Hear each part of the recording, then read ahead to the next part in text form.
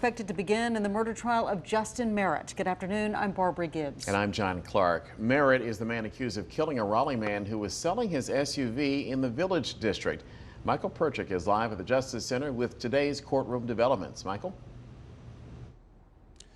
John, Barbara, the focus of both closing statements honing in on the definition of the crime, specifically first-degree murder. Assistant District Attorney Patrick Latour starting things off this morning inside the courtroom here at the Wake County Justice Center, reviewing each charge, pointing to the timeline and actions taken by Merritt both before and after the time of the shooting. That included trying to highlight Merritt's financial issues, pointing to a late tax bill in May 2020, asserting he would not have been able to afford the $15,000 asking price of the Range Rover as proof that he did not come to Raleigh on Saturday, September 12th with the intention of ever purchasing the vehicle. Bam, bam, bam. Bam! 5 times. Shoots him. Point blank range. Every time he pulls the trigger, you've got to think, I'm pulling this trigger.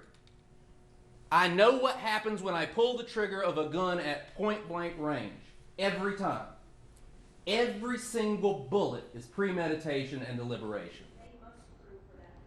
The other aspect Latour asked the jury to consider is felony murder, which is a death that occurs during the commission of a dangerous felony. Now remember, the defense has already acknowledged Merritt killed Banks, but in its closing pushed back on several aspects of the state's case, including that the shooting was premeditated or deliberate.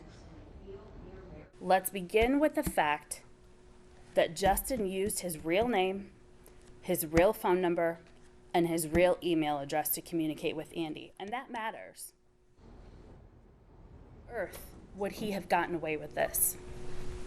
If Justin was planning to rob Andy, let alone kill him, why not use a fake phone number?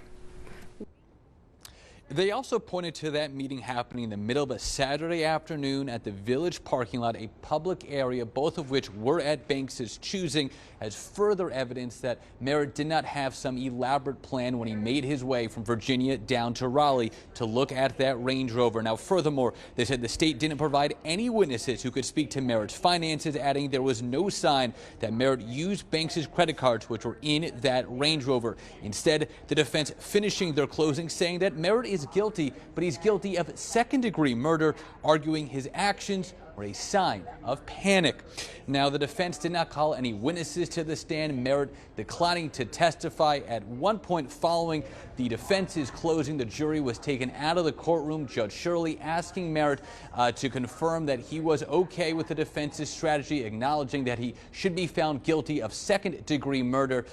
As part of their overall strategy, Merritt confirming, yes, that was the case. Now, the jury set to deliberate this case, certainly several charges for them to consider at this time. We're going to keep you updated this afternoon at 4, 5, and 6. For now, live at the Wake County Justice Center in Raleigh, I'm Michael Perchik, ABC 11 Eyewitness News.